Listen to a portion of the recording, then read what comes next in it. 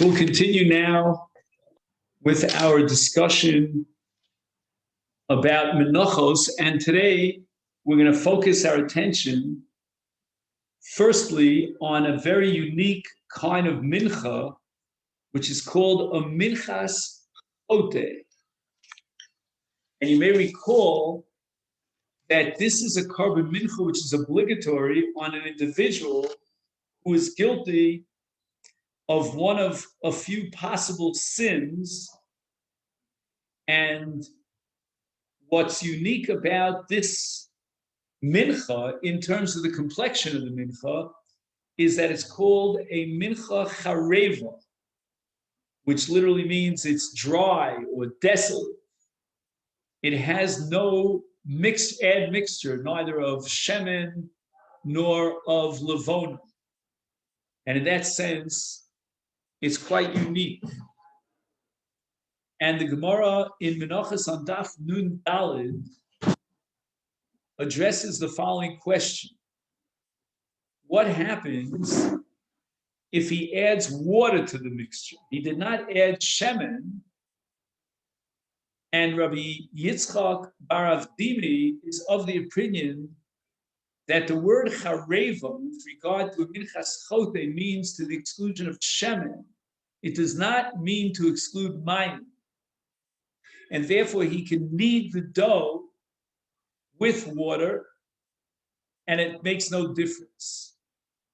Rabbi Ila disagrees, and he holds that chareva means chareva afilu mimayim, that we don't add any liquid whatsoever. It's totally dry, not even water. And what we say the following, according to Rabbi Ila, ein lecha mincha kosher lekmitza yoser mi minchas chote. And the kmitza process, which is obligatory in the case of a mincha, including a minchas chote, is very difficult according to Rabbi Avda, because he learns that it's chareva legamri, even mimayim. Sheken kshuhu mochek be'agudal u'bezeres nosher me'amekemach kemach midai harbe. If you don't have any add mixture whatsoever and it's just pure soles or kemach, then as soon as he grabs on to the kemach between his pinky and his forefinger, at that point, a lot of kemach is going to fall in between his fingers. Becomes kachal lekomtzo the ofen shaloyeh chase. So we'll learn more about kmitza, but basically it means that it's going to slip through his fingers, and a lot of it is going to get lost. And the halach of hakara applies only to that which is in the kmitza. So if you have at least an admixture of some sort of liquid, it's not chareva legamre, as would be reflected in Rav Yitzchak bar Avdimi's shita. It's a lot easier to do the kmitza. Okay, now we get to a pair of menachos which defy the general rule that we've established over and over again, that a mincha has to come from chita. And the first of the exceptions to the rule is that of minchas kanos. What does minchas kanos mean, and where does the word kanos come from? And this has to do with something called pinui, which means that a husband says to his wife, I don't want you to be alone, isolated with the following man. And he mentions the man by name. That's called kinui. The next level after kinui is stira. Stira means that she had yichud and she was alone in a private place with the very man that her husband warned her not to be alone with. And the word stira here doesn't mean contradiction. Sometimes the word stira means to contradict. Here, the word stira means seisa. Seisa means privacy. So she went into a private situation with this man. But we don't know what went on inside that room within the privacy of that room. And in such a case, the husband brings his wife for what's called hashkas mayim hama'orim. And there's an entire parsha in Naso, in Sefer Bamidbar, describing this concoction that she has to drink from, which is called mayim marorim, very bitter waters. Now, in addition, or shall we say as a precondition to allow the Kohen to give her this drink and force her, if you will, to drink from the Mayim Ma'orim, we need a certain mincha that has to be brought. And that mincha is very unique in the constellation of Menachos. It's a very exceptional case, because normally a mincha means asiris ha'efa of chita. But here we're talking about an isaron of kemach siorim. And Chazal say that the reason why the Torah wants kemach siorim, which is kind of like barley, is because siorim is typical of animal fodder. And what she did, again, we're not sure how far she went here, but she certainly is not a great tzaddikus at this point by violating the kinui and going into stira with another man. And therefore, that's called a maisa behema. It's as if she's acting like an animal out of sort of animalistic desires. Now, the requirement of chareva that we said is applicable to a minchas chote applies likewise to a minchas kanos. And the minchas kanos is subject to the same machlokas between Rabbi Yitzchak bar Avdimi and Rabbi Elah as to whether or not you can add water. But in any event, they both agree that you cannot add to this mincha neither shemen nor levona. And the parsha of Minchas Kanos is at the very beginning of Sefer Bamidbar in the 5th chapter. So we have two parshios. The actual parsha of Hashkas HaSota is later on in Naso, but in Parshas Bamidbar at the beginning of the Sefer, we already have a description of what's called a mincha chareva, which is brought either by a chote in those sins that we spoke about, like, for example, if he has testimony on behalf of his friend, and he takes a shvua, and then he admits that he had testimony, blah, blah, blah, or in minchas kanos.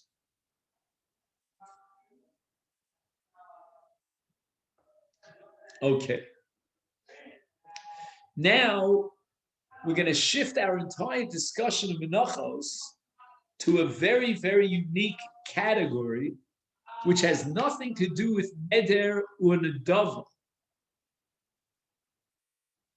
And we're talking about a minchas chova, which is incumbent on the Kohen Gadol on a daily basis, and it's called minchas chavitin. And the Kohen Gadol on a daily basis has to bring his mincha actually twice a day, asiris ephah and isaron, and he divides it into two. He takes the isaron, and half of it he brings in the morning, and another half in the afternoon. We'll later on see that there's a similar kind of mincha that's brought by a Kohen in his inauguration ceremony, the very first time he comes into the Mikdash to do the avodah. But now we're going to focus our attention on the Kohen Gadol.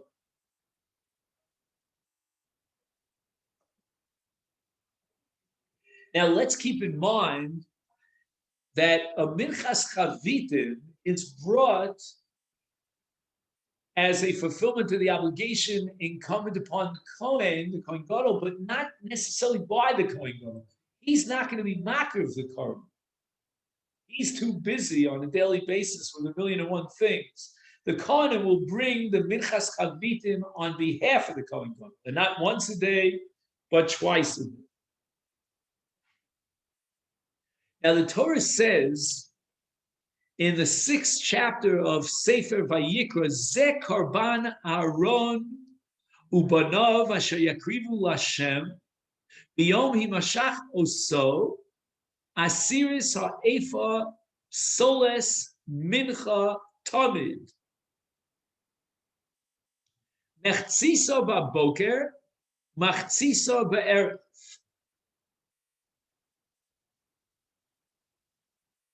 Now, the reason why the Torah addresses both Aaron, the Kohen Gadol, and Banav is because this Karban Minchas Chavitim is brought even by a rank and file Kohen, a Kohen Hedjot, on the day Biyom Himashach Oso, on the very day that he inaugurates himself, or he is inaugurated as the Kohen HaOved in the Beis HaMikdash. So it's not enough that he was born a Kohen and he is sanctified with Kedushas Kuna, Mirechem Imo, from the moment he is born.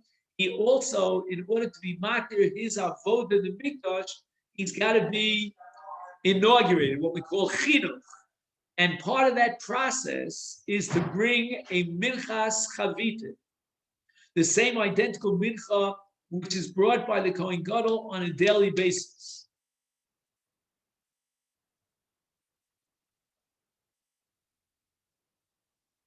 Now, you may recall that we had discussions about the mincha as to whether or not it's baked in an oven, whether or not it's fried in a machvas or a marcheshes, different shapes and so forth.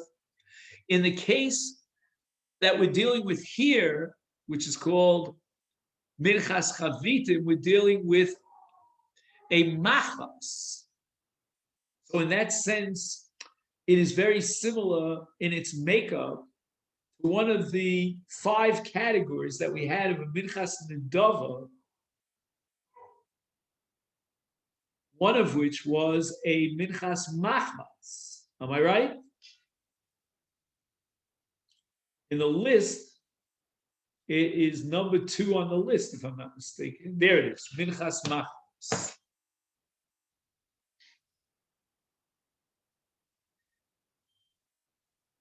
Now, when the mincha is fried on the machvas, which is a frying pan, it's with shemen.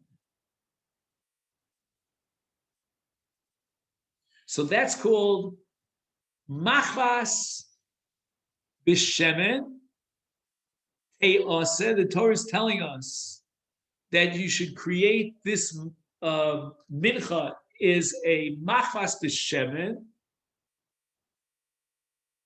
Marveches te'avina tfine mincha psisim takriv reach nichoch lashem. We're talking about chita. We're no longer talking about sa'ora. That was unique to Minchas Nos. And we're talking about soles. Not kemach, but soles. Soles of chitin. How much of a volume? Isaron, that's not new to us. And how much shemen do we add into the machvas? Together with this soles of an isaron, shlosha lugim shemen, a pretty serious amount of oil. Now we do something called blila. You remember that word blila that we mentioned the other day, where you mix together a liquid and a flour, a substance like flour. That's called bolalin hasoles b'shemen. So we have now a mixture of oil and refined flour. V'choltin osa b'mayim roschim.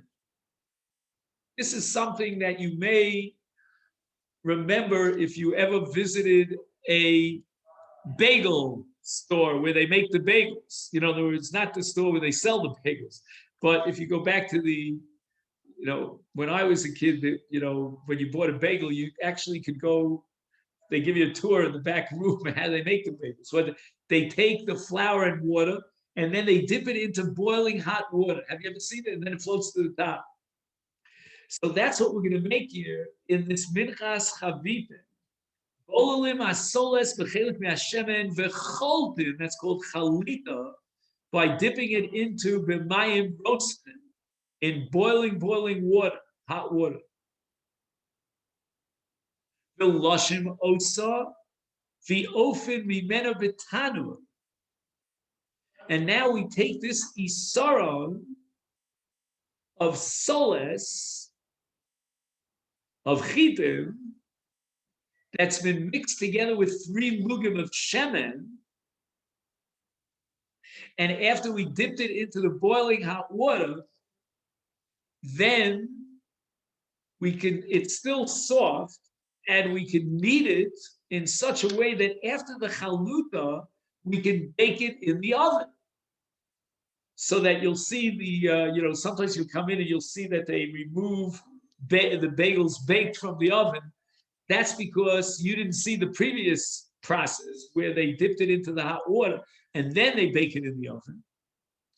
How many chalos do they produce as a result of this afiyah? 12 chalos, 12 loaves of bread. Now what happens with these 12 loaves of bread? There's a third process now. Mitaglin osam b'machas b'yeser hashem. So we have a situation of chaluta and then tanur of afiyah, and then we're going to do a licha, and once again we're going to put it on a frying pan with extra oil and fry it. I mean, my gosh, there's so many details to this very nuanced process of preparing a minchas chavit. And in the case of the Kohen Gadol, we do this twice daily.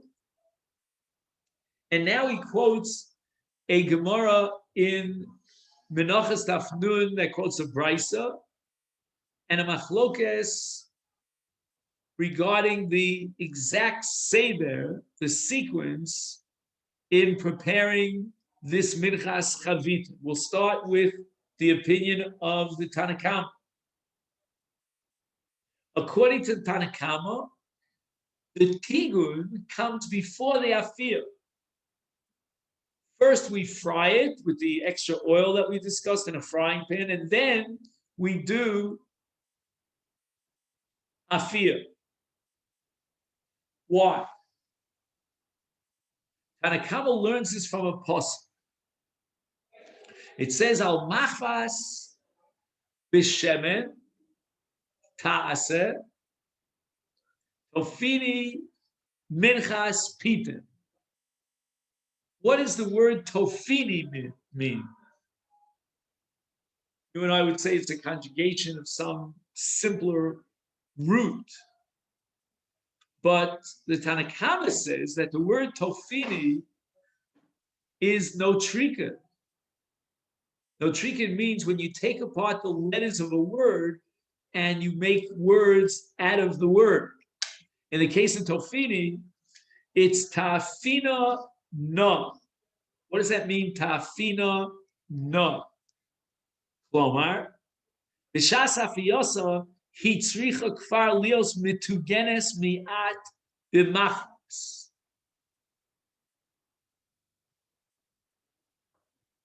So it means tafina, you should bake it, but it's already baked.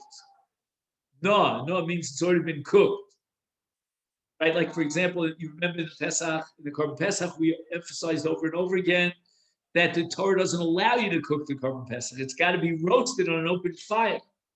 Here, in this case, the Torah says explicitly you should bake it after it's already been prepared. Right? In the case of Korban Pesach, you can't take the Torah says lo tochlu na, which means that the word na indicates bishul. You can't cook the Korban Pesach before you put it into the oven.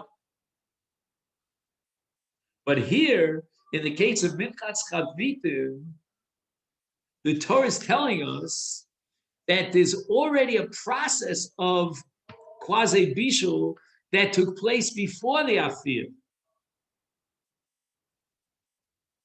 and that's called.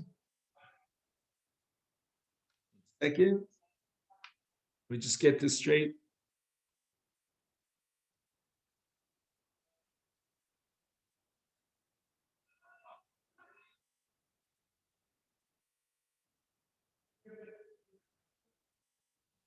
Wait a minute, we're going now. I get confused with the different days. According to Rebbe. Oh, okay. Sorry. I got confused. No, we're talking about the Tanakhama, correct? I'm jumping ahead of myself. Forget about Rebbe. So we're talking about the Tanakhama, and his opinion is that the Tigun comes before the Afir, because the Torah says Te'afena na, which means Te'afena, and it's already in the state of na. And that state is a state of Tigun. After already it's been placed, the Soles together with Luge Shemen in the Machas, and you've already fried it. And now after it's fried, then you bake it. That's the sheet of the Tanakh. Okay. Now we get the Rebbe sheet. Rebbe sheet is that first you bake it and then you fry it. He has a different way of interpreting this no trikun of toifini. Ta'afena na, and what does the word na mean? Not like the Tanakhama says that na means after Tigun, which is very similar to what we said in Korban Pesach, but rather na means when it's only a dough. Nothing has been done to it, not frying, not baking, not roasting, nothing has been done to it. It's na, it means it's raw dough. And the Torah is saying to tofini, na means raw dough. And therefore, when the Torah requires machvas, it must be referring to the subsequent part of the process, namely after you've already done a field. Okay, so that's the Tanakhama and Rebbe. According to Tanakhama, what comes first? Tigun. According to the sheet of Rebbe, first we do Afia and then Tigun. Now we have a third opinion, and that's Rabbi Yossi. Tofini, he wants to accept both notrikins, the notrikin of the Tanakhama Toifenu Na and the notrikin of Rabbi Akiva Toifenu Na. How can you combine these two? Says Rabbi Yossi, Kodem, the first thing he has to do is Ofen Oso. He starts by baking them. That's very similar to Rebbe's. Yachkach Metagnim, once again, Rebbe. B'shuv Ofen. And once again, you're going to bake it. This is Rabbi Yossi's unique shita, that the lechamim were in fact baked twice, not just once. There was an afia, we'll call it an afia rishona, with precedes tigun, then it's followed by tigun, and then another afia.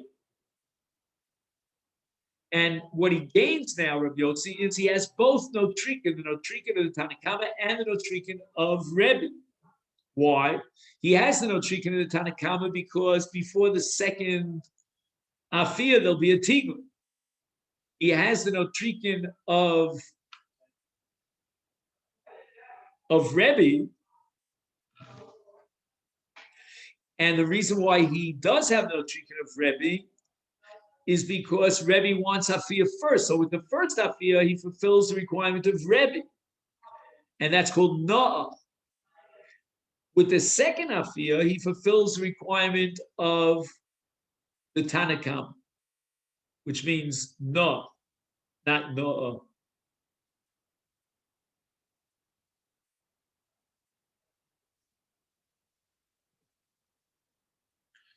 Really fascinating when you think of it. Imagine a quiz question like Ripley's Believe It or Not.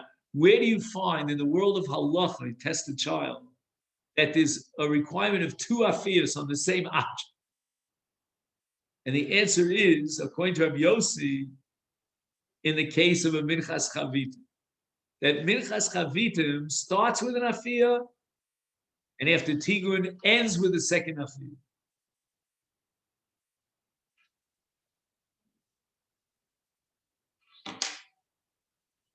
Let's just see if we can finish this one paragraph.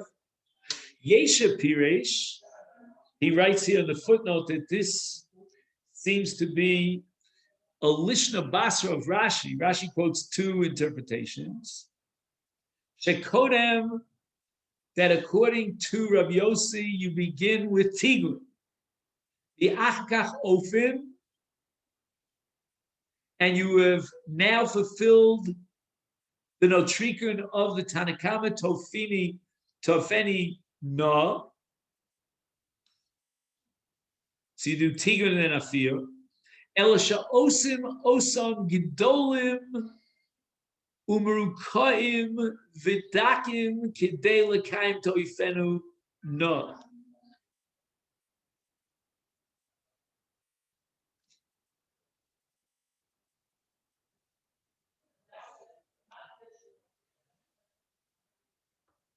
Meaning that how does Rabbi Yossi satisfy the Notrikan of Rebbe that we read it Noah with a hey at the end? And the answer is that after the Afiyah, we make very large loaves, and then he uses the word Merukaim.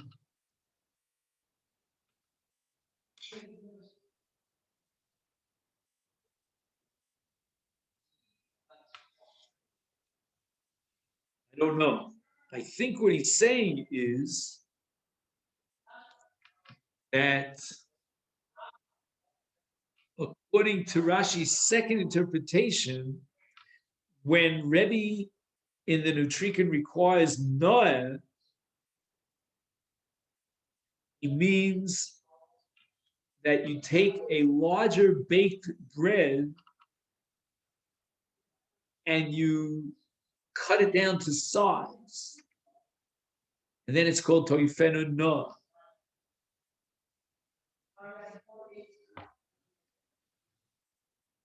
Yechagores b'dvar tofini raka. Shemerachachin osa b'harbe shemen. We soften it up with a serious volume of shemen. V'zeu noya. And therefore it's like beautiful and it's attractive because it's soft. Yecha pirish b'shitas Rabbi Yossi shekodem ofim achach nitagnin kidei lekayim noah taifena el sha'ofen osa rak ma'at. And then he does tigun, and then he fully bakes it. They l'kaim not tifenu. All right, let's make a note of where we got up to here. And we're up to Chala Milosha v'Nivlelas b'Shemen.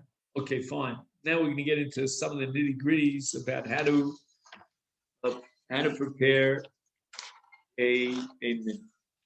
Okay, then. So let me just take care of this.